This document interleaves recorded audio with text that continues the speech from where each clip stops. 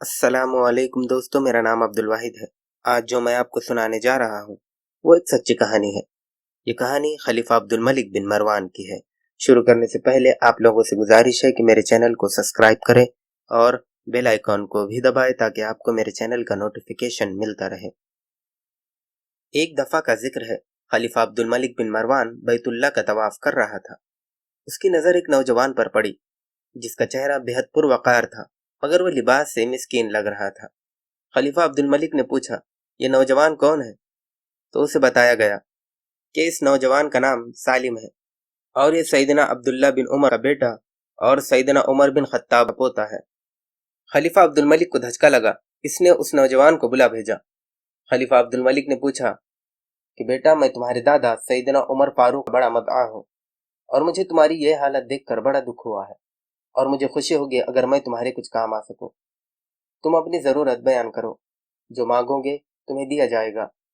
नौजवान ने जवाब दिया, ऐ अमीरुल मोमिनीन, मैं इस वक्त अल्लाह के घर बैतुल्लाह में हूँ और मुझे शर्म आती है कि अल्लाह के घर में बैठकर किसी और से कुछ मांगूं। खलीफा अब्दुल मलिक ने उसके पुरमताना चेहरे पर नजर दौड़ाई और खामोश हो गया। खलीफा ने अपने गुलामों से कहा कि ये नौजवान जैसे ही इबादत से फारिग होकर बैतुल्लाह से बाहर आए तो उसे मेरे पास ले आना। सालिम बिन अब्दुल्ला बिन उमर जैसे ही फारिग होकर हरम मक्का से बाहर निकले तो गुलामों ने उनसे कहा कि अमीरुल मोमिनीन ने आपको याद किया है। तो सालिम बिन अब्दुल्ला खलीफा के पास पहुंचे। खलीफा अब्दुल मलिक ने कहा, नौजवान, अब तो तुम बैतुल्लाह में नहीं हो, अब अपनी हाजत बयान करो। मेरा दिल चाहता है कि मैं तुम्हारी कुछ मदद करूं।